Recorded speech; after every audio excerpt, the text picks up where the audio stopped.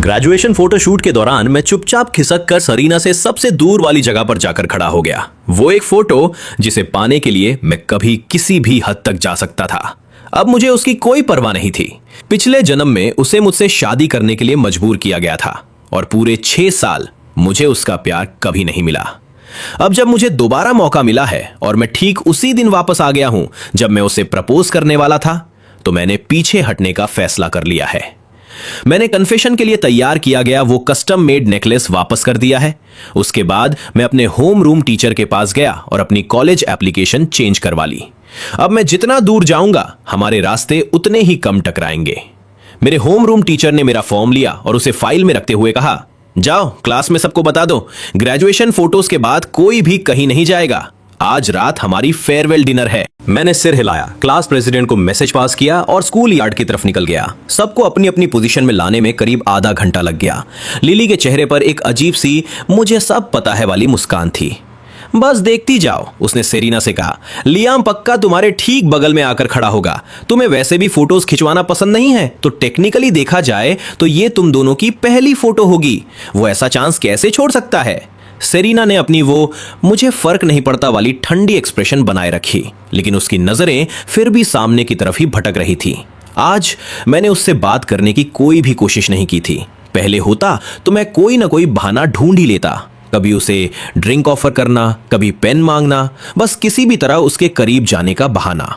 लेकिन आज मैं एकदम शांत खड़ा था। इससे क्या हो गया है? क्या ये इसलिए अपसेट है कि आज सुबह स्कूल आते वक्त मैंने इसका वेट नहीं किया? फाइन, वैसे भी वो हर साल अपने बर्थडे पर कोई ना कोई गिफ्ट मेरे लिए तैयार रखता ही है, तो इस बार मैं इसे जाने दूंगी। जब वो मुझे गिफ्ट देगा तो मैं उसे सबके सामने खोलूंगी। लेकिन लिली की बात अभी पूरी भी नहीं हुई थी कि सरीना की नजर मुझ पर पड़ी। मैं जे के कंधे के सहारे खड़ा था, सरीना से जितना हो सके उतना दूर। शायद किसी ने उसे धक्का देकर वहां कर दिया होगा। लिली के मुंह से ये शब्द बमुश्किल ही निकले थे कि सरीना ने महसूस किया कि हवा में जो टेंशन थी वो अचानक से एकदम ठंडी पड़ गई है। व्हाटएवर, उसने कोल्ड टोन में कहा। ठीक उसी वक्त एक लड़का आकर सरीना के सामने वाली जगह पर खड़ा हो गया। लियम, तुम श्योर हो कि तुम यहीं खड़े होना चाहते हो? सरीना तो एकदम उस तरफ है, तुम दोनों बहुत दूर हो।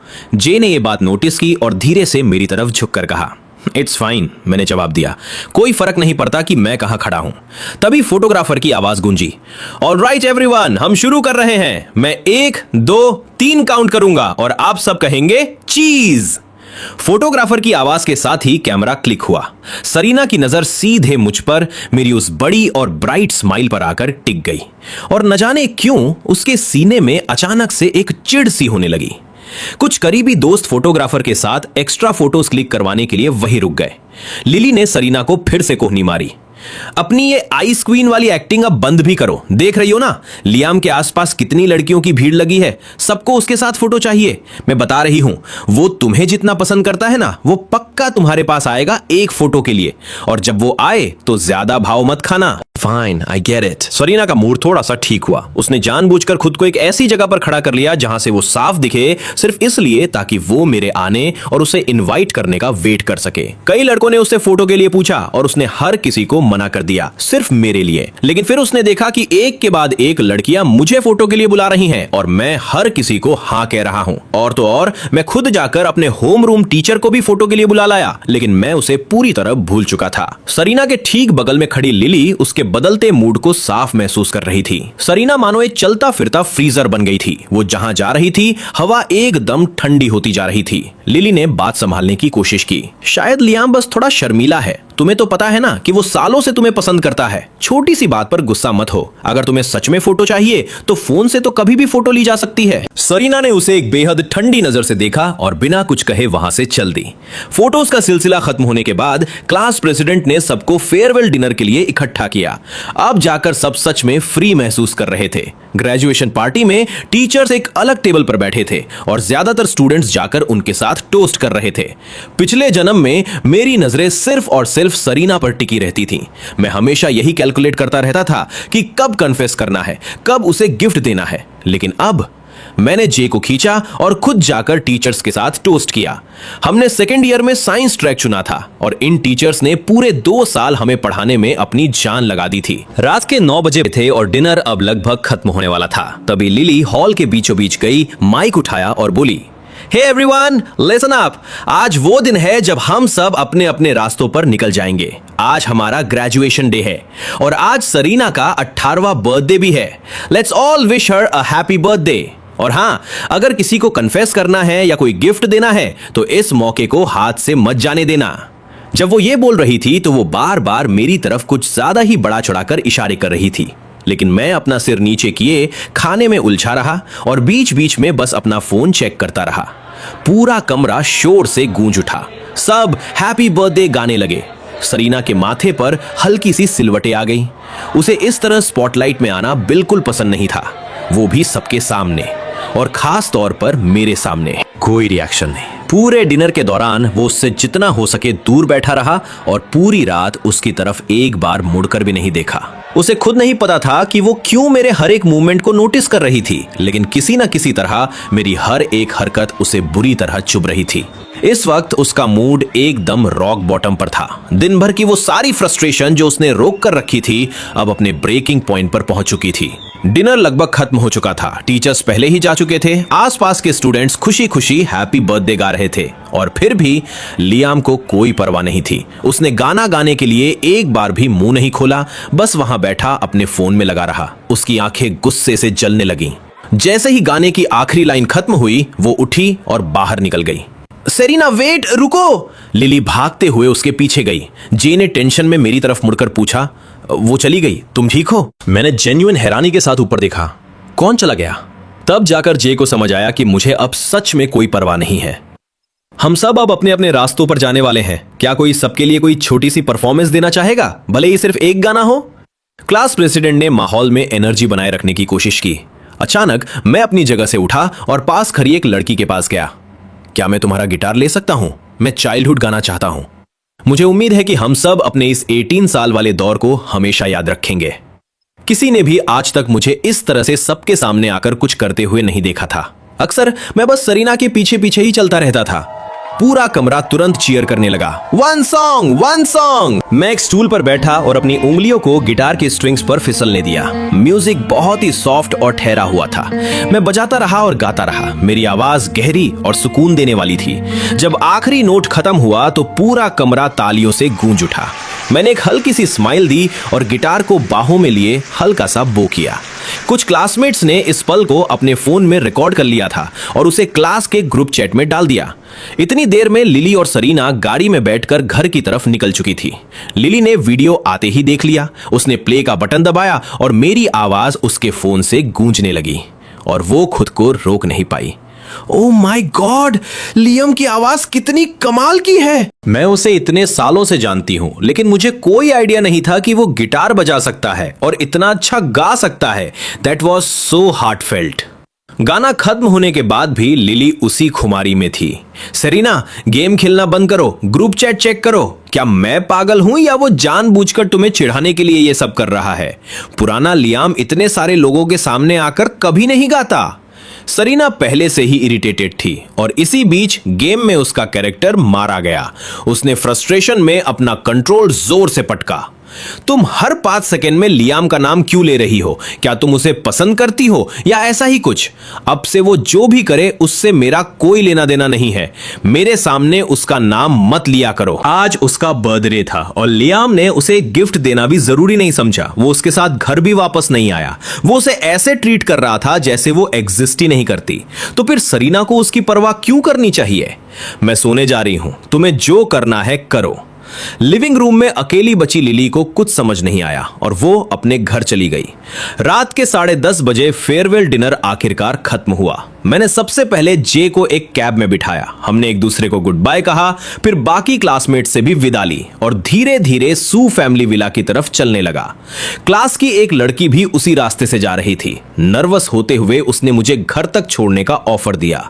पिछले जन्म में मैं शायद मना कर देता, इस डर से कि सरीना क्या सोचेगी, लेकिन इस बार मैंने बस स्माइल किया और हामी भर दी। Thank you. क्या ये तुम्हारे रास्ते से अलग है? उसने शर्माते हुए सिर हिलाया।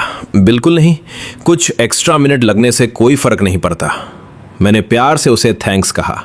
हम एक ही दिशा में चल रहे थे। हमारे बीच बस एक कदम का फासला था। आधे घंटे बाद हम सू फैमिली विला पहुंच गए। मैंने कहा, गुड बाय, थैंक्स, मेरा घर आ गया, आराम से जाना। वो तुरंत मुड़कर नहीं गई। ऐसा लग रहा था कि वो काफी देर से कुछ कहने की हिम्मत जुटा रही थी। और फाइनली उसने कहा, मैं तुम्हें बहुत लंबे समय से पसंद करती हूं। शायद तुमने मुझे कभी नोटिस नहीं किया, लेकिन मेरी फीलिंग्स रियल है। मुझे पता है तुम किसी और को पसंद करते हो, लेकिन मैं बस इतना चाहती हूं कि तुम हमेशा खुश रहो। मेरे आंसू रुक नहीं पाए और छलक पड़े। तो कोई है जो सच में मुझे पसंद करता है। सरीना का मुझे पसंद ना करना, उसमें मेरी कोई गलती नहीं थी। मैं भी प्यार पाने के लायक हूं। Thank you. मेरी आवाज भारी हो गई थी। तुम पहली इंसान हो जिसने मुझे इस तरह कन्फेस किया है। सच कह रहा हूं, मुझे पसंद करने के लिए तुम्हारा बहुत शुक्रिया। तुमने मुझे याद दिला दिया कि मैं भी किसी के लिए मायने रखता हूं। उसे बिल्कुल उम्मीद नहीं थी कि उसका एक सिंपल सा कन्फेशन मुझे इस तरह रुला देगा। उसने हड़बड़ी में एक टिश्यू निकाला और मेरे हाथ में रख दिया। हे, तुम अमेजिंग हो, पता है तुम्हें? तुम बहुत सी लड़कियों के लिए उनका ड्रीम बॉय हो। कितनी ही लड़कियां तुम्हें पसंद करती हैं, लेकिन कभी कह नहीं पाती लियाम। तुम सच में बहुत अच्छे इंसान हो। आज रात ये सब कहने के लिए मुझे अपनी पूरी हिम्मत जुटानी पड़ी। अगर आज नहीं कहती तो शायद ये फीलिंग मैं अपने साथ कब्र तक ले जाती। मुझे ये मौका देने के लिए थैंक यू। मैंने अपनी आंखें पोंछी और मुस्कुराया, एकदम रियल स्माइल। Thank you. तुम्हारा नाम क्या है? चलो टच में रहते हैं, कभी बाहर चलेंगे? वो एकदम हैरान रह गई और उसने तुरंत अपना नाम और नंबर दे दिया। हमने कांटेक्ट एक्सचेंज किए। वो एक बहुत बड़ी स्माइल के साथ वहां से चली गई। मैं उसे जाते हुए देखता रहा, बिना ये नोटिस किए कि सेकेंड फ्लोर की बालकनी के अंधेरे में एक साया खड़ा ये सब कुछ देख रहा था। सरीना एक ठंडी और मजाकिया स्माइल के साथ मुझे नीचे घूर रही थी। वो भगवान जाने कितनी बार मेरे गाने का वीडियो प्ले कर चुकी थी। वो इतनी देर से यहां ऊपर खड़ी मेरा वेट कर रही थी और उसे देखने को क्या मिला? मैं हंस रहा था और वीचैट पर किसी लड़की को ऐड कर रहा था। तो तुम्हारा प्यार ऐसा दिखता है? सरीना ने नफरत से सोचा। कितना चीप है। आज मेरा 18वां बर्थडे है, मेरी लाइफ का सबसे इंपॉर्टेंट दिन, और तुमने मुझे पूरे दिन इग्नोर किया। और अब तुम यहां उस लड़की के साथ मुस्कुरा रहे हो जिसने तुम्हें कन्फेस किया। लियाम, तुम सच में लड़कियों के बिना एक दिन भी नहीं रह सकते हैं ना? अब मेरे पीछे रेंगते हुए वापस मत आना। मेरे अंदर जाने के बाद ही सरीना फाइनली अपने कमरे की तरफ बढ़ी। अगर वो बर्थडे गिफ्ट लेकर वापस आता है, उसने सोचा, तो वो इस बात को जाने देगी। ये उसका आखिरी चांस है, वरना वो उसे अपने पीछे पीछे घूमने देना बंद कर देगी। एक एक मिनट गुजर रहा था। उसने बार बार चेक किया कि कहीं उसके बेडरूम का दरवाजा लॉक तो नहीं है, लेकिन रात के 11:30 बज चुके थे और मैं अभी तक नहीं आया था। सरीना ने फाइनली हिम्मत करके दरवाजा खोला। नीचे सारी लाइटें बंद थीं, बस किचन में एक हल्की सी लाइट जल रही थी। आंट वू की अभी अभी नींद खुली थी। आहट सुनकर वो बाहर आई और सरीना को जागा हुआ देखकर हैरान रह गईं। मिस सरीना, आप अभी तक सोई नहीं? फ्रिज में केक रखा है, आपके पापा ने आपके लिए छोड़ा था। क्या आप थोड़ा सा खाएंगी? सरीना ने सिर हिलाया। लियाम कहाँ है? आंट वू ने अपनी जम्हाई रोकते हुए कहा। यंग मास्टर लियाम आए और सीधे अपने कमरे में चले गए। वो शायद अब तक सो चुके होंगे। क्या आपको उनसे काम है? मैं उन्हें जगा कर लाऊं? आंट वू नींद में थी, इसलिए वो सरीना के एक्सप्रेशन नोटिस नहीं कर पाई और बोलती रहीं। और उनके हर एक शब्द के साथ सरीना का चेहरा और भी सख्त होता जा रहा था और उसकी आवाज और भी ज्यादा ठंडी हो गई। नहीं, मैं केक ही खा लूंगी। वो खुद फ्रिज की तरफ गई। आंट वो अभी भी आधी नींद में थी। उन्हें माहौल की सीरियसनेस समझ नहीं आई। उन्हें बस लगा कि कुछ गड़बड़ है, इसलिए उन्होंने प्यार से कहा, मिस सरेना, ये मीठा है, इतनी रात को ज्यादा मत खाइएगा, थोड़ा आराम कर लीजिए। सरेना को खुद पर हंसी आ रही थी। उसने अपनी फ्रेंड की पार्टी कैंसिल कर दी, उसने अपनी फैमिली की गैदरिंग छोड़ दी। वो बस वेट करना चाहती थी, मेरा वेट, एक बर्थडे गिफ्ट का वेट या किसी भी चीज का। लेकिन पूरा दिन निकल गया और मैंने उससे एक शब्द भी नहीं कहा, एक हैप्पी बर्थडे तक नहीं। और उसके ऊपर से मैं किसी और लड़की के साथ हंस रहा था और बातें कर रहा था। वो आग बबूला थी, गुस्से से पागल हो रही थी, ऐसा गुस्सा जिसे कोई भी शांत नहीं कर सकता था। इस पल के बाद से मेरी पर्सनल शैडो बनने की तुम्हारी जगह खत्म हो चुकी है। जब तक तुम खुद आकर अपनी गलती नहीं सुधारते, I am done with you. और इस तरह वो आइस क्वीन गुस्से और बेचैनी में पूरी रात करवटें बदलती रही। वो सो नहीं पाई। अगली सुबह मैंने ब्रेकफास्ट खत्म किया और बाहर निकलने लगा। आंट वू ने थोड़ा झिझकते हुए कहा, यंग मास्टर लियाम, क्या आप मिस सरेना का वेट नहीं करेंगे? आप दोनों तो हमेशा साथ ही जाते हैं। मैंने मुस्कुराते हुए समझाया, आंट वू, आज मुझे कुछ काम है। हम अब बड़े हो गए हैं। अगर हम हमेशा ऐसे ही चिपके रहेंगे तो लोग बातें बनाना शुरू कर देंगे। आंट वू ने हैरानी से कहा, कल रात 11 बजे के बाद मिस सरेना उठी थी और उन्होंने केक खाया। मुझे तो लगा था कि उन्हें मीठा पसंद नहीं है। मैंने कंधे उचका दिए। शायद उनका मन होगा। मैं ये समझने का नाटक नहीं करता कि वो क्या सोचती हैं। वैसे उसे मीठा नापसंद नहीं था, उसे बस वो मीठा नापसंद था जो मैं बनाता था। अब ये बात मुझे एकदम साफ साफ समझ आ चुकी थी। मेरे बाहर निकलते ही सरेना सो कर उठी। वो डाइनिंग टेबल पर बैठी तो उसने खुद को बिल्कुल अकेला पाया। आंट वू, लियाम कहाँ है? सुबह के 9 बज चुके हैं। वो इरिटेट होकर बोली, क्या वो अभी भी बिस्तर में है? उसकी आवाज से लग रहा था जैसे वो सोच रही हो कि क्या लियाम खुद को कोई वीआईपी गेस्ट समझता है जिसका ब्रेकफास्ट के लिए वेट किया जाए। आंट वू गार्डन में पौधों को पानी दे रही थी। सरेना का सवाल सुनकर उन्होंने पानी का डिब्बा नीचे रखा और अंदर आ गई। Miss Serena, young master Liam तो पहले ही खाकर निकल चुके हैं। सरीना के मुंह से एक अजीब सी हंसी निकल गई। वो चला गया? अभी तो छुट्टियां शुरू ही हुई हैं। वो आखिर जा कहां सकता है? आंट वू ने सिर हिलाया। उन्होंने कुछ बताया नहीं मिस सरीना, लेकिन आज वो बहुत स्मार्ट लग रहे थे और बहुत खुश भी थे। जरूर कुछ बहुत अच्छा होने वाला है। सरीना को अचानक अपने मुंह का निवाला निगलना मुश्किल लगने लगा। लियाम, तुमने तो इस बार हद ही पार कर दी। अब ब्रेकफास्ट पर कोई वेटिंग नहीं, निकलने से पहले एक शब्द भी नहीं। ये ख्याल कि शायद मैं पिछली रात वाली लड़की के साथ डेट पर गया हूं, सरीना के सीने पर किसी भारी पत्थर की तरह बैठ गया और हर सेकंड उसका बोझ बढ़ता जा रहा था। उसने जबरदस्ती अपना दूध का ग्लास खत्म किया और उसे टेबल पर जोर से पटक दिया।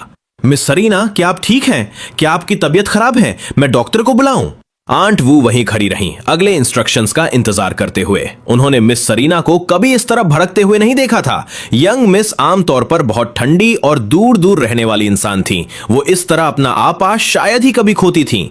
मैं ठीक हूं। सरीना की आवाज एकदम फ्लैट और कड़क थी। क्या उसने जाने से पहले कुछ कहा? क्या उसने मेरे बारे में पूछा?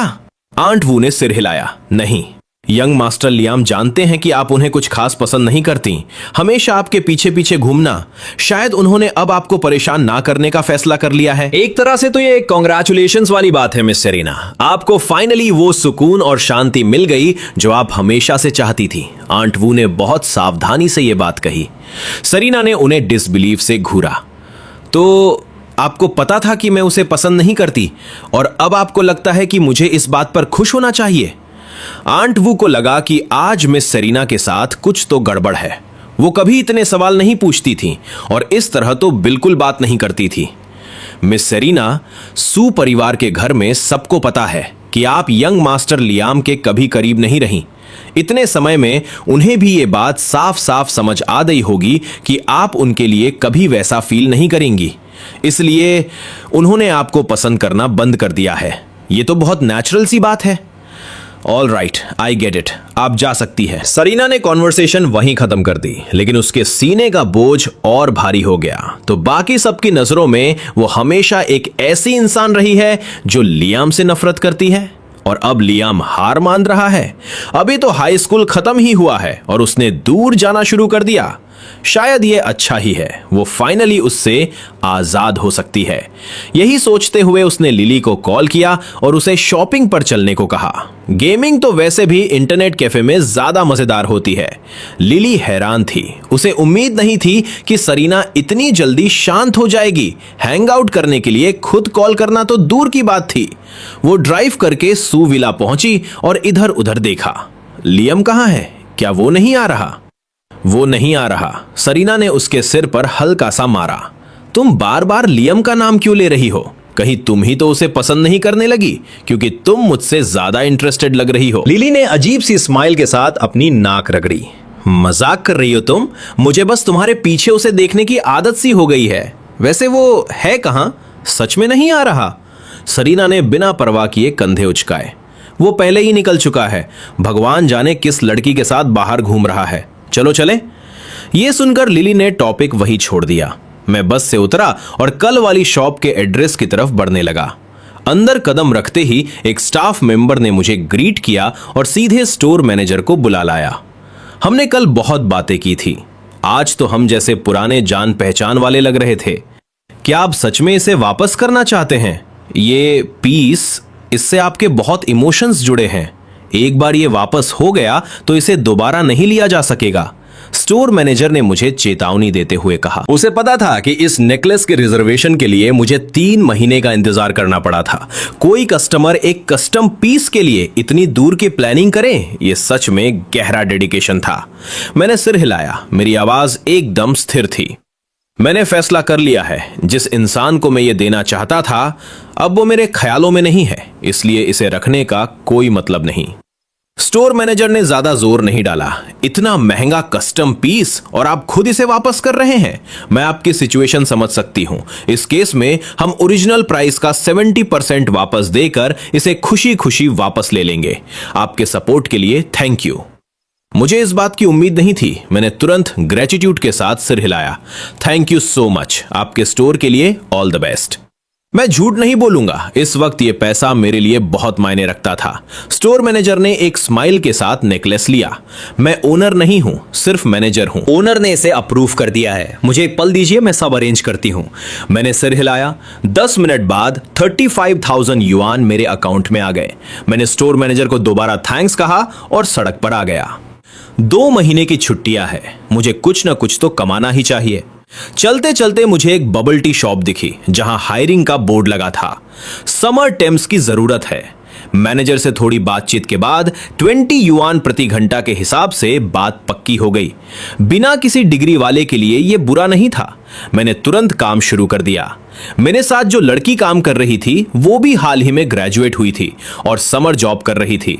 और कोई नहीं, ये वही लड़की थी जो कल रात मुझे घर तक छोड़ने आई थी। मुझे उम्मीद नहीं थी कि तुम यहां मिलोगे। लियाम, क्या तुम उस बड़े से गेटेड नेबरहुड में नहीं रहते? क्या सच में तुम्हें यह पार्ट टाइम जॉब करने की जरूरत है? उसने पूछा। मैंने मुस्कुराते हुए सिर हिलाया। तुम्हें गलतफहमी हुई है, मैं सिर्फ वहां रहता हूं। वो मेरा घर नहीं है। मैं एक अनाथ हूं। मेरे माता पिता नहीं है। अगले 2 महीनों के लिए मुझे यहां झेलने के लिए थैंक्स। वो लड़की ईवी हद से ज्यादा शर्मीली थी। यह सुनकर वो एकदम शर्मिंदा सी हो गई। I am so sorry. मेरा इरादा तुम्हारी कोई दुखती रग छूने का नहीं था। मुझे सच में नहीं पता था। अगर तुम्हें कभी भी किसी चीज की जरूरत हो तो प्लीज मुझे बेझिझक बताना। मैंने बात को हल्के में टाल दिया।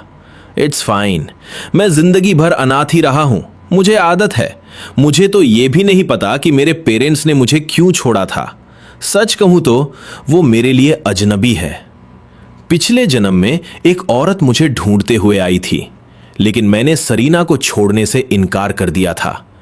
मैंने उनके पास वापस जाने का वो मौका खुद ठुकरा दिया था।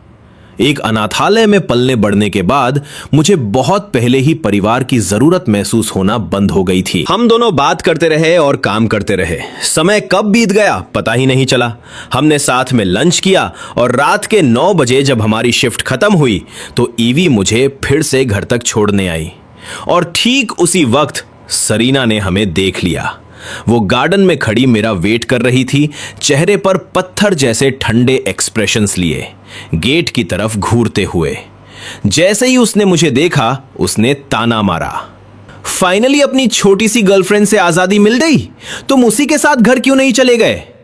मुझे मुड़ने की जरूरत नहीं थी। मैं उस आवाज को बहुत अच्छे से पहचानता था।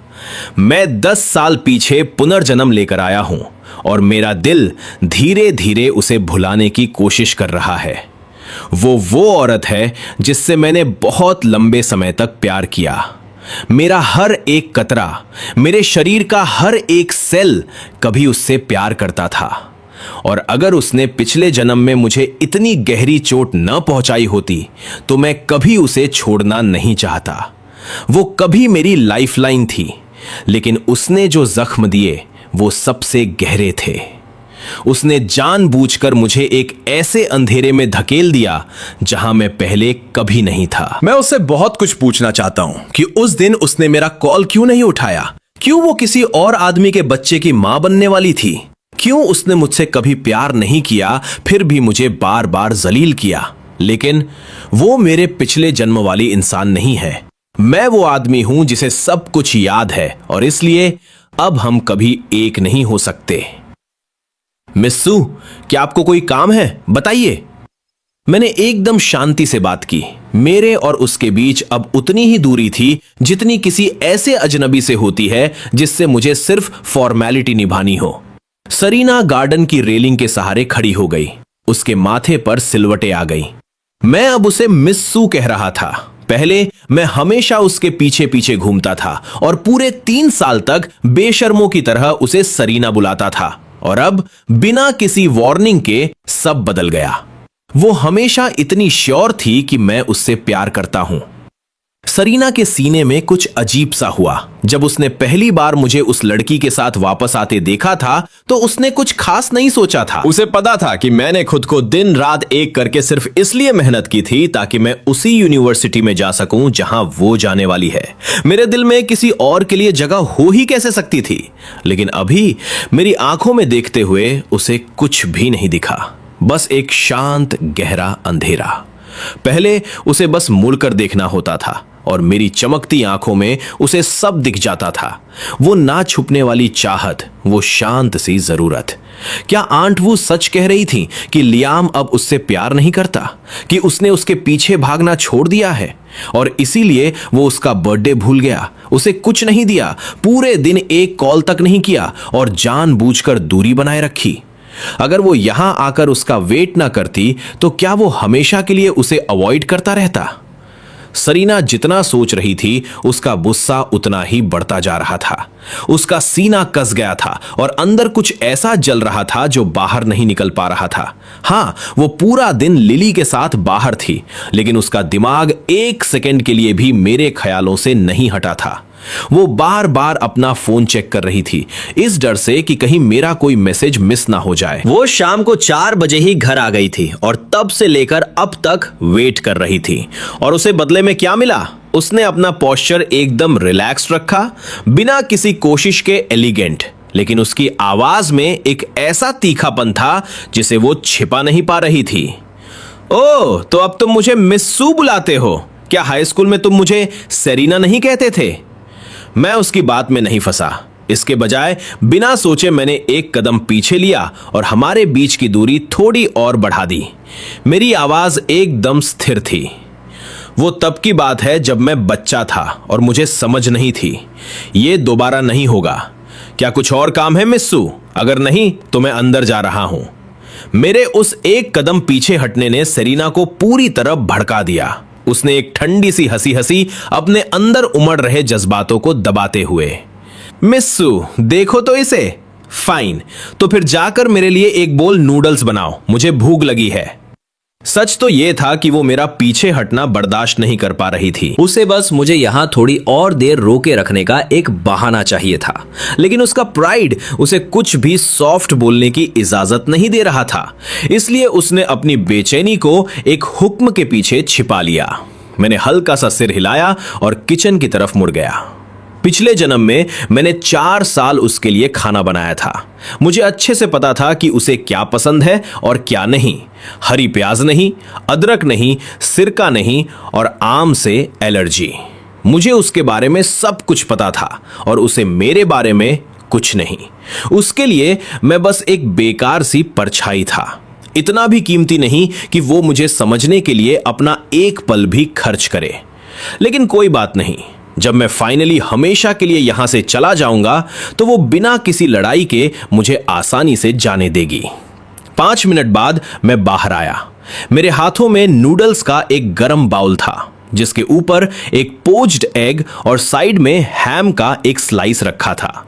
मैंने उसे आराम से उसके सामने रख दिया। मिस्सू, प्लीज खा लीजिए, मैं अब सोने जा रहा। सरीना ने अचानक अपना हाथ आगे बढ़ाया और मेरी कलाई पकड़ ली। उसकी उंगलियों की गर्माहट ने मुझे एकदम सुन्न कर दिया। तुम्हें क्या लगता है तुम कहां जा रहे हो? उसकी आवाज जानबूझकर सख्त थी। क्या तुम बस मुझे छोड़कर जा रहे हो ताकि मैं ये बाउल खुद धोऊं? सच तो यह था कि वो बस चाहती थी कि मैं थोड़ी देर और रुकूं, भले ही शांति से। उसने खुद को खराब नूडल्स खाने के लिए तैयार कर लिया था क्योंकि मैंने पहले कभी उसके लिए यह बनाया नहीं था। लेकिन जब उसने चॉपस्टिक से पहला निवाला उठाया और खाया तो एक जानी पहचानी लेकिन हैरान कर देने वाली गर्माहट उसके मुंह में घुल गई। आंट वू के खाने से भी बेहतर। उसने पलकें झपकाई और खुद को रोकने से पहले ही बोल पड़ी, मुझे नहीं पता था कि तुम इतना अच्छा बना सकते हो। उन शब्दों के पीछे एक ऐसी तारीफ छिपी थी जिसका उसे खुद भी एहसास नहीं था। मैं मुस्कुराया, लेकिन मेरी आंखों में एक कड़वाहट थी। पिछले जन्म में मैंने जो कुछ भी बनाया सिर्फ इसलिए बनाया ताकि वो मुझे थोड़ा सा पसंद करने लगे। उस समय मैं 10 बार खाना बनाता था और वो शायद एक बार उसे छूती थी।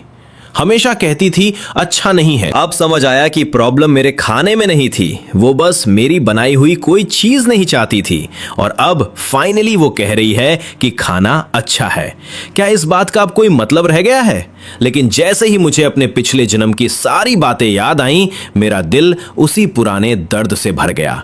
ऐसा लगा जैसे हर तरफ से 1000 छोटी छोटी सुइयां चुभ रही हों। खाना हो गया, मैं इसे धो देता हूं। मैंने अपना हाथ पीछे खींच लिया। मेरी आवाज एकदम फ्लैट थी। इतनी भी क्या जल्दी है? सरीना की चॉपस्टिक्स पर पकड़ मजबूत हो गई।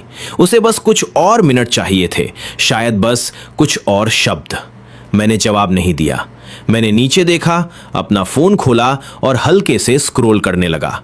सरीना ने मुझे देखा और मेरे होठों के कोने पर आई एक हल्की सी स्माइल को पकड़ लिया। इस बात ने उसे जरूरत से ज्यादा इरिटेट कर दिया। क्या वो उस लड़की को टेक्स्ट कर रहा है? नहीं, उसे इस सब पर रोक लगानी ही होगी। हम कल बीजिंग वापस जा रहे हैं। हमारा ग्रेजुएशन हो चुका है। वैसे भी हमारी यूनिवर्सिटीज वहीं हैं। सरीना ने चॉपस्टिक्स को कस के पकड़ लिया था, अपने गुस्से को कंट्रोल करने की पूरी कोशिश करते हुए, लेकिन उसकी आवाज में बहस की कोई गुंजाइश नहीं थी। मैं हैरान था। पिछले जन्म में हम इस समय बीजिंग वापस नहीं गए थे। मैंने अपनी नेचुरल आदत के हिसाब से तुरंत विरोध किया। क्या मैं रुक सकता हूं? मुझे यहां अभी कुछ काम है। तुम और आंट वू क्यों नहीं चले जाते? और वैसे भी मेरी यूनिवर्सिटी बीजिंग में नहीं है, वो वहां से बहुत दूर है। मुझे सच में समझ नहीं आ रहा था कि उसे अचानक क्या हो गया है। वो हमेशा ठंडी रहती थी और उसे समझना मुश्किल था, लेकिन इस तरह के अचानक वाले आउटबर्स्ट उसके लिए आम बात नहीं थी। इस पर कोई डिस्कशन नहीं होगा, तुम्हारा इसमें कोई फैसला नहीं है। सरीना की आवाज कुछ और डिग्री ठंडी हो गई। अगर तुम्हें कुछ काम है तो मुझे बताओ, मैं उन्हें हैंडल कर लूंगी।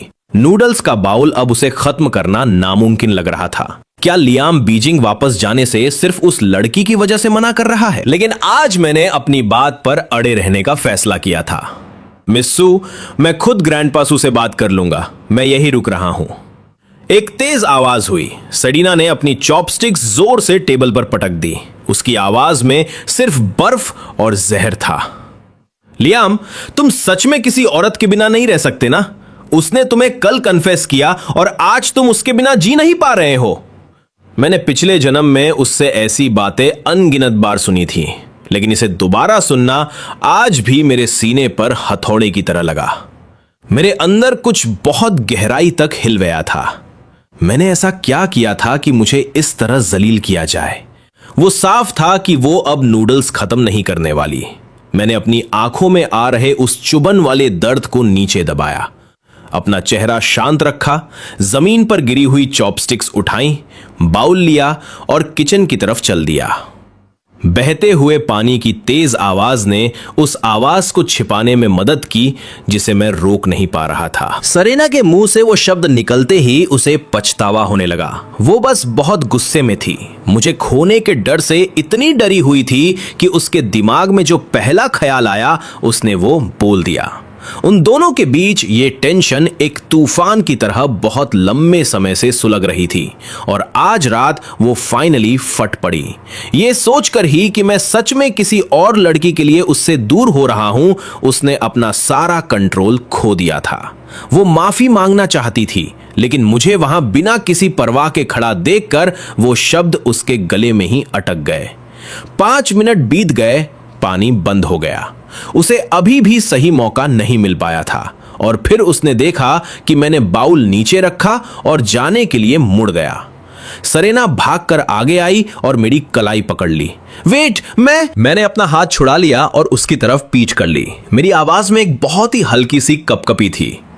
मिस्सू, मैं समझता हूं आप क्या कहना चाहती हैं। चूंकि आप मुझे इतना बर्दाश्त नहीं कर पाती तो मैं ग्रैंडपासू से बात कर लूंगा। आज से हम दूरी बनाए रखेंगे, यही हम दोनों के लिए बेहतर है। मैं मुड़ा नहीं, इस डर से कि अगर उसने मेरी लाल आंखें देख ली तो मेरी बची खुची हिम्मत भी टूट जाएगी और वो मुझे और भी कमजोर समझेगी। सरीना के गले में वो माफी हमेशा के लिए घुट कर रह गई। वो मुझे दूर जाते हुए देख रही थी। उसके सीने का बोझ और भारी हो गया। उसकी आवाज एकदम ठंडी पड़ गई। Liam, well played. अगर तुम यही चाहते हो तो यही सही। उसने माफी मांगने के लिए अपना सिर नीचे करना शुरू कर दिया था, लेकिन ऐसा लगा जैसे मैं वो माफी चाहता ही नहीं था। उसके सीने का दर्द और तेज हो गया। उसने मुझे बिना एक बार भी मुड़कर देखे सीढ़ियां चढ़ते हुए देखा और आखिर में उसने कुछ नहीं कहा। आंट वू ने दरवाजा जोर से बंद होने की आवाज सुनी, हड़बड़ी में बाहर आई और मुझे अकेले ऊपर जाते हुए देखा। Young master Liam, Miss Serena कहां है? क्या आप दोनों की लड़ाई हुई है? मैंने सिर हिलाया। मेरी आवाज बहुत धीमी थी। मुझे मिस सू से लड़ने का क्या हक है? आंट वू, क्या आप लिली को कॉल करेंगी? मिस सरीना उसके सबसे करीब हैं, शायद वो उसी के पास गई हों। आंट वू को खुद ग्रैंडपा सू ने भेजा था। आंट वू को खुद ग्रैंडपा सू ने भेजा था ताकि वो रोजाना के कामों में मेरी और सरीना दोनों की देखभाल कर सकें। 3 साल बिना किसी परेशानी के गुजर गए थे और अब ग्रेजुएशन के ठीक बाद साफ दिख रहा था कि कुछ तो गड़बड़ है। उनकी उम्र में वो आजकल के नौजवानों के सोचने का तरीका बिल्कुल नहीं समझ सकती थीं। लेकिन मिस सरीना की सेफ्टी हमेशा उनके लिए सबसे पहले थी। मुझे सीढ़ियों के ऊपर गायब होते हुए देखकर आंट वू की उलझन और बढ़ गई। यंग मास्टर लियाम तो हमेशा मिस सरीना की इतनी फिक्र करते थे, तो फिर आज वो बिना एक शब्द कहे यूं ही क्यों चले गए? आखिर चल क्या रहा है? मैं अपने कमरे में गया। आज का दिन थकाने वाला भी नहीं था, लेकिन सरीना के साथ हुई इस बहस ने मेरी सारी एनर्जी निचोड़ ली थी। अगर मेरे बस में होता तो मैं सू फैमिली विला को अभी इसी वक्त छोड़कर चला जाता। काश मिडिल स्कूल खत्म होने के बाद वाली उस गर्मियों की दोपहर में मैंने उसे बचाने के लिए उस नदी में छलांग ना लगाई होती। काश हमारे रास्ते कभी ना टकराए होते तो आज मुझे ये दर्द भी नहीं झेलना पड़ता। मुझे उस अनाथालय की याद आई जहां मैं पला बढ़ा था और दिमाग में एक ख्याल आया, मुझे वापस जाकर मिलना चाहिए। डायरेक्टर मॉम ने हमेशा मेरा इतना ख्याल रखा था। अगली सुबह मैं 6:30 बजे ही उठ गया। आंट वू पहले ही ब्रेकफास्ट तैयार कर चुकी थी। मुझे इतनी सुबह उठा देखकर वो हैरान रह गईं। Young master Liam, summer break चल रहा है, आप इतनी जल्दी क्यों उठ गए? मैं डाइनिंग टेबल पर बैठा और चुपचाप खाने लगा। मुझे कुछ काम है, मैं जल्दी ही निकलूंगा। आंट वू, आपके हाथ का खाना हर बार और बेहतर होता जा रहा है। Thank you. इस तारीफ से आंट वू के चेहरे पर एक बड़ी सी स्माइल आ गई। उनका पूरा मूड ही बदल गया और वो खुद को बोलने से रोक नहीं पाई। बस आपको पसंद आना चाहिए। आप पहले अक्सर ब्रेकफास्ट छोड़ दिया करते थे, तो मुझे चिंता होती थी कि शायद आपको मेरे हाथ का स्वाद पसंद नहीं है। आप पहले ही इतने दुबले हैं, आपको डाइटिंग की कोई जरूरत नहीं है। आप जैसे हैंडसम नौजवान को कौन पसंद नहीं करेगा? वो थोड़ी देर रुकी, फिर आवाज धीमी करते हुए थोड़ी शिकायत के लहजे में बोली, बस मिस सेरेना ही हैं। हमेशा इतनी ठंडी रहती हैं, कभी ज्यादा बात नहीं करती, और इन पिछले 2 दिनों में तो उनका बर्ताव और भी बुरा हो गया है। बिना बात के भड़क जाती हैं। मेरी ये बूढ़ी हड्डियां अब ये सब बर्दाश्त नहीं कर पाती। कल रात मैं 11 बजे तक उनके कॉल का वेट करती रही। मुझे तो वो पुराने दिन याद आते हैं जब आप हमेशा मिस सेरेना के साथ रहा करते थे। तब उन्हें संभालना कितना आसान था। मैं उनकी बातें सुनता रहा, लेकिन मैंने कोई जवाब नहीं दिया। मैंने चुपचाप अपनी कांजी खत्म की और घर से निकल गया। बस में बैठते ही मेरा फोन बजा। ये मेरे होम रूम टीचर का कॉल था। लियाम, यहाँ एक सिचुएशन है। मेरे पास तुम्हारी तरफ से 2 कॉलेज एप्लीकेशन आई है, एक चिंगबे यूनिवर्सिटी के लिए और एक वाबे यूनिवर्सिटी के लिए। मुझे एक आखिरी बार कंफर्म करना है कि तुम अपने स्कोर्स के हिसाब से कौन सी चुन रहे हो। सच कहूं तो मुझे उम्मीद है कि तुम चिंगबे ही चुनोगे, वो बेस्ट है। मेरी आवाज फोन पर एकदम स्थिर, शांत और थोड़ी सी दूर दूर सी थी। Teacher, thank you. वो एप्लीकेशन शायद मुझसे गलती से सबमिट हो गई थी। मैंने पक्का एक एक्स्ट्रा कॉपी लगा दी होगी, लेकिन मैंने अपना फैसला कर लिया है। मुझे वाबे यूनिवर्सिटी ही जाना है। प्लीज आप चिंगबे वाली एप्लीकेशन फाड़ दीजिए। आपको हुई परेशानी के लिए आई एम सॉरी। मेरे होम रूम टीचर गर्मजोशी से हंसे। ये अच्छी बात है कि तुम्हें पता है कि तुम्हें क्या चाहिए लियाम। जब तक तुम श्योर हो, तुम जहां भी जाओगे चमकोगे। मेरे पास अभी बहुत काम है, तो बात यहीं खत्म करते हैं। मैंने फोन काटा और खिड़की के बाहर गुजरती हुई सड़कों को देखने लगा। मैं खुद को मुस्कुराने से रोक नहीं पाया। फाइनली कुछ तो बदला है। इस वक्त मैं बस सेरीना से जितना हो सके उतना दूर जाना चाहता हूं, एक ऐसी जगह जहां वो ना हो, और फाइनली वो इंसान बन सकूं जो मैं हमेशा से बनना चाहता था। इस बीच स्कूल के ऑफिस में टीचर्स स्टूडेंट्स की फाइल्स अरेंज कर रहे थे और आपस में गपशप कर रहे थे। क्लास प्रेसिडेंट और एकेडमिक रेप को भी मदद के लिए बुलाया गया था। मेरे home room teacher mister pan ने मेरी चिंगबे यूनिवर्सिटी की एप्लीकेशन बाहर निकाली और क्लास प्रेसिडेंट के हाथ में थमा दी। इसे पार दो। उनकी आवाज में एक असली पछतावा था। कितने टैलेंट की बर्बादी है। हमारी क्लास में 60 बच्चे हैं और सिर्फ वही एक है जो इतनी दूर जा रहा है। क्लास प्रेसिडेंट का हाथ वही रुक गया। क्या लियाम सेरेना के सबसे करीब नहीं था? वो उसके पीछे पीछे सेम स्कूल में क्यों नहीं जा रहा? उसके अंदर कुछ अजीब सा होने लगा। ये बहुत बड़ी बात है। क्लास में सबको पता था कि लियाम सेरेना की पर्सनल शैडो था। फर्स्ट ईयर से लेकर 3rd ईयर तक लगातार 3 साल वो दोनों हमेशा साथ रहते थे, और ये बात भी पूरे स्कूल को पता थी कि लियाम सेरेना को पसंद करता है। और अब अचानक से लियाम ने अपनी एप्लीकेशन चेंज कर दी, वो भी बीजिंग से इतनी दूर की एक यूनिवर्सिटी के लिए। अगर सेरेना को यह बात पता चल गई तो क्या होगा, ये तो सोचना भी मुश्किल है। सच में तहलका मच जाएगा। अगले कुछ दिनों तक मैं सुबह जल्दी घर से निकल जाता और रात को देर से वापस आता। मैं जानबूझकर सेरेना को अवॉइड कर रहा था और यह तरीका काम भी कर रहा था। हमारा एक बार भी आमना सामना नहीं हुआ। मुझे अंदर से एक अजीब सी राहत मिल रही थी। सेरेना के साथ बहस करना मुझे जितना थका देता था उतना कोई और चीज नहीं थकाती थी। पर वैसे भी अब हमारे बीच लड़ने के लिए कुछ बचा ही कहां था। हमारा तो अब कोई असली रिश्ता भी नहीं रहा था। मैं बस यही उम्मीद कर रहा था कि सेरेना जल्दी से बीजिंग वापस चली जाए ताकि हम फाइनली एक दूसरे से पूरी तरह दूर हो सके। अपने अगले डे ऑफ पर मैंने जे के साथ मूवी देखने का प्लान बनाया हुआ था। जब मेरी आंख खुली तो मैंने लंबी अंगड़ाई ली और उठकर बैठ गया। बाहर की धूप बहुत खूबसूरत लग रही थी और उसे देखकर मेरा मूड भी अच्छा हो गया। फाइनली एक ऐसा दिन जब मैं चैन की सांस ले सकता हूं।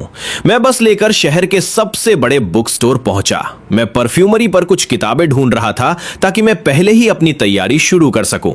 एक किताब मिलने के बाद मैं खिड़की के पास वाली एक सीट पर बैठ गया और शांति से पढ़ने लगा। कांच से छनकर आती हुई एक हल्की सी रोशनी मेरे चेहरे पर पड़ रही थी, जिससे मेरे नए नक्श और भी ज्यादा शार्प लग रहे थे। मैंने थोड़ा सा पोजीशन बदली ताकि लाइट सीधे किताब के पन्नों पर पड़े।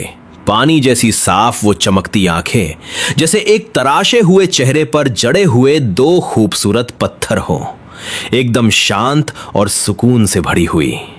ठीक उसी वक्त एक लड़की बुक स्टोर में आई और उसकी नजर सीधे खिड़की के पास बैठे मुझ पर पड़ी। वो खुद को रोक नहीं पाई। उसने अपना फोन निकाला, चुपचाप मेरी एक फोटो खींची और उसे स्कूल के एलुमनाई ग्रुप चैट में पोस्ट कर दिया। कैप्शन था, I think I just found the one. Group chat तुरंत ब्लास्ट हो गया। उसकी दोस्तों के मैसेज की बाढ़ आ गई। ओ वाओ, ये तो लिटरली मेरा ड्रीम बॉय है। ये कौन है? He is so handsome. मैं इसे क्लेम कर रही हूं। मुझे लगता है मुझे प्यार हो गया है। क्या किसी के पास इसका कांटेक्ट है? ये इतना गुड लुकिंग कैसे हो सकता है? ये कौन से स्कूल से है? मैंने इसे पहले नोटिस कैसे नहीं किया? कोई इसका नाम बताओ यार, मैं अभी के अभी उस बुक स्टोर जा रही हूं। मैसेजेस लगातार आ रहे थे, यहां तक कि किसी ने तो मेरी फोटो को अपने फोन का वॉलपेपर तक बना लिया था। इसी बीच लिली बाहर सरीना को कार चलाने की प्रैक्टिस करवा रही थी। लिली का फोन लगातार बज रहा था, जो इतना इरिटेटिंग था कि उसने फाइनली चैट खोली और स्क्रॉल करने लगी। जब उसने लियाम की वो फोटो देखी तो उसके मुंह से एक हल्की सी सीटी निकल गई। वो हड़बड़ी में सरीना के पास गई, जो अभी भी स्टीयरिंग व्हील के पीछे बैठी थी। सरीना, ग्रुप चैट चेक करो, शायद तुम्हें इसे खुद हैंडल करना पड़े। सरीना ने अभी अभी अपनी ड्राइविंग का एक राउंड पूरा किया था। उसने बिना कोई परवाह किए पानी की बोतल उठाई और एक घूंट पिया। ऐसा क्या है जिसे मुझे हैंडल करना पड़े? तुम खुद ही डील कर लो।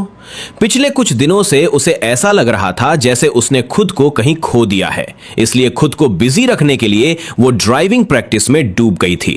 वो फिर से अपने उसी पुराने, दूर रहने वाले और अनटचेबल वर्जन में वापस जा रही थी। अगर लियाम को उसकी परवाह नहीं है तो वो भी क्यों पकड़े रहे? मैं तो हैंडल कर लूंगी, लेकिन वो मेरा नहीं है कि मैं उसे मैनेज करूं। लिली ने एक बड़ी सी स्माइल के साथ अपना फोन आगे बढ़ाया।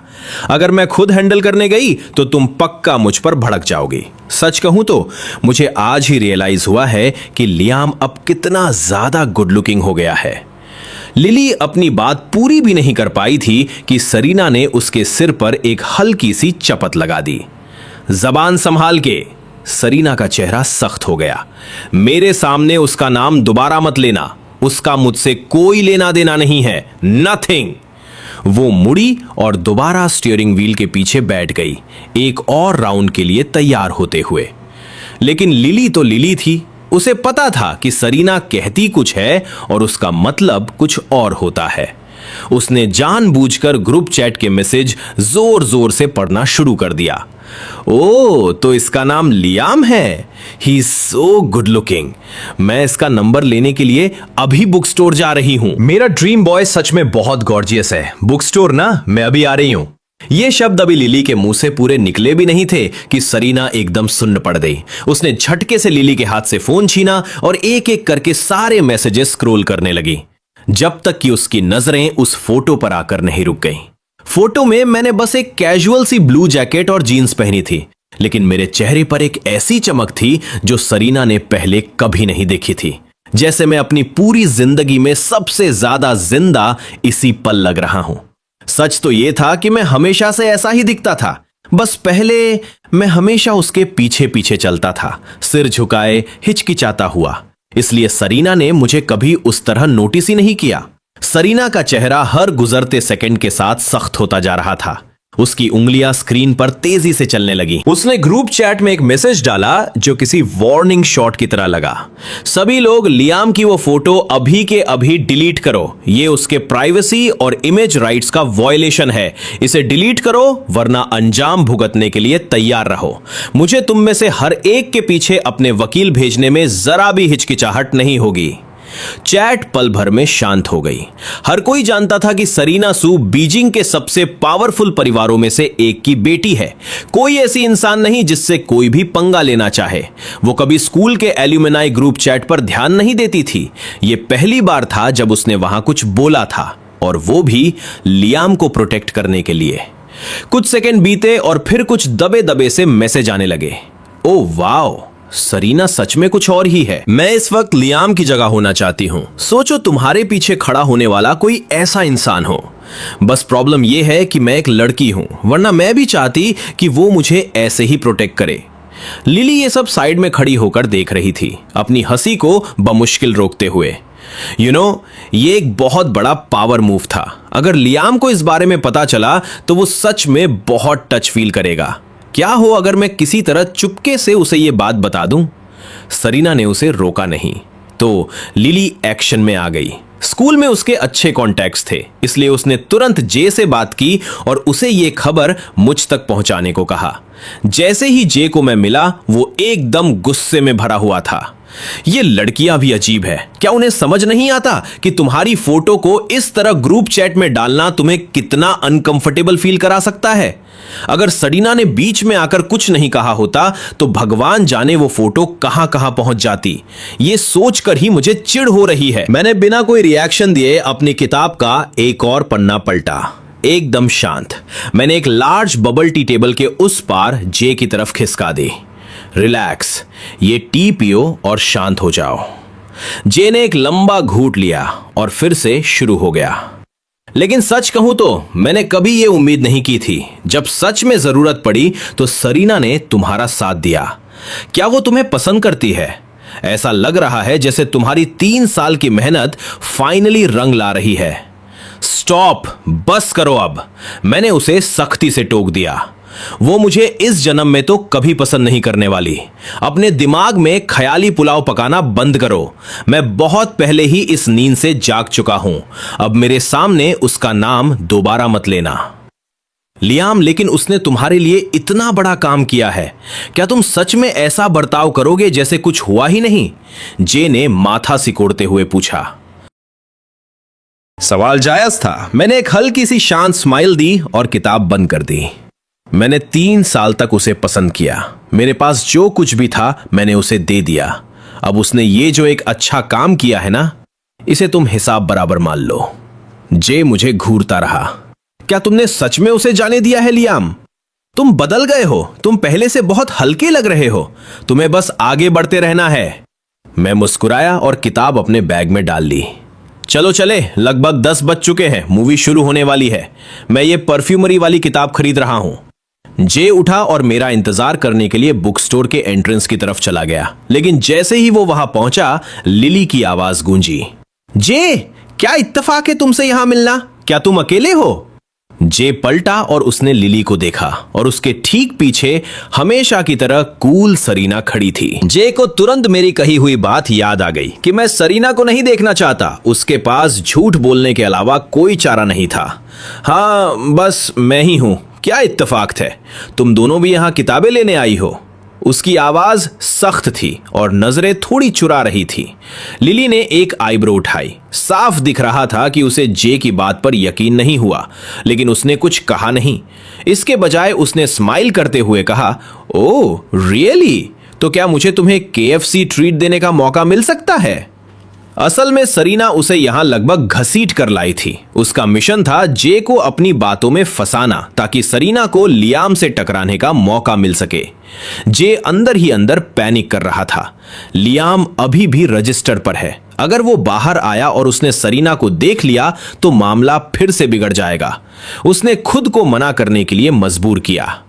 सॉरी, मैं तो मूवी देखने जा रहा हूं, तुम दोनों बिजी होगी। मैं तुम लोगों के बीच में नहीं आना चाहता, हमारे रास्ते अलग अलग हैं। प्लीज लियाम, उसने मन ही मन दुआ की, अभी बाहर मत आना। हम बिल्कुल भी बिजी नहीं हैं। लिली तुरंत बीच में बोल पड़ी, जे के बहाने को पूरी तरह इग्नोर करते हुए। ओह, तुम मूवी देखने जा रहे हो? परफेक्ट, हम भी फ्री हैं। चलो सब साथ चलते हैं। मूवी के बाद हम KFC चलेंगे और फिर दोपहर में ओशन पार्क जा सकते हैं, या अगर तुम थोड़े ब्रेव हो तो हॉन्टेड हाउस भी जा सकते हैं। जे ने आज तक इतने ढीठ लेवल के इंसान से कभी मुलाकात नहीं की थी और उसका सब्र टूट गया। मैंने कहा ना, अभी सही टाइम नहीं है, तुम्हें जो करना है करो। लिली ने तुरंत अपना हाथ जे के मुंह पर रखा और अपनी आवाज धीमी करते हुए बोली, श्श, सारा खर्च मैं उठाऊंगी, तुम्हें बस खाना है और एंजॉय करना है।